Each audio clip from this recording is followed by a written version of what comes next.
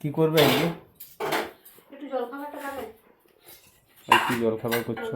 মানে আজকে তোমার রুটিটা ছিল, আটাটা মাখা ছিল, তাই ভাবছিলাম যে একটু জন্য সকালে জলখাবার দিয়েছি ওইটুকু খুলে, তো এতটুকু আটা আছে, তো ভাবছি যে পরোটা করবো। তাই করো। একটু পরোটা করলে ভালো হবে। মোটামুটি 2-4টা পরোটা হয়ে গেলে খাওয়া যাবে চা দিই। হ্যাঁ, সুন্দর।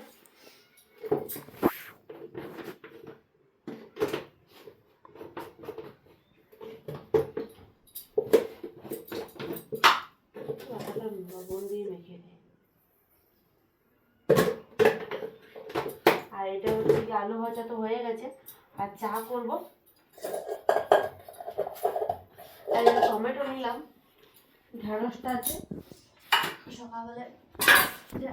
আর কি কি খাবার করবো বলতো? পোস্ত করছি, ঠিক আছে? বৃহস্পতিবার নিরামিষ, মানে তাহলে আলু পোস্ত হবে। আর হচ্ছে গিয়ে তোমার ইয়ে করবো, ঢেঁড়স ভাজবো। তাই ঢেঁড়স ভাজবো, আলু পোস্ত করবো, আর আর কি ডাল, মুগের ডাল।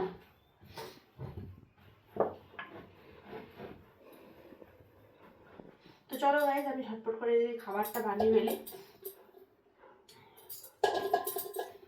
চা দিয়ে খাবে তো? চাই করো।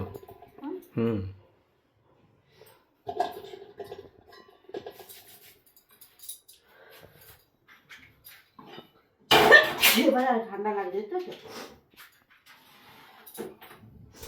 হোলিতে ঠান্ডা লাগে বলো একটু? একটু লাগে তো। হোলিতে ঠান্ডা অল্প থাকেই।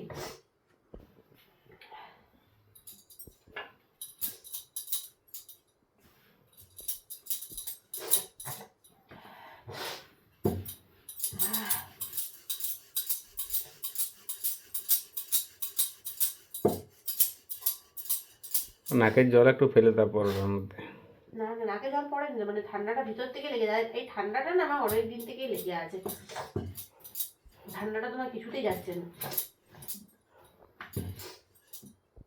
এই যে পরোটা বেলা হয়ে গেছে, ঝটপট করে পরোটা কটা করে নেবো।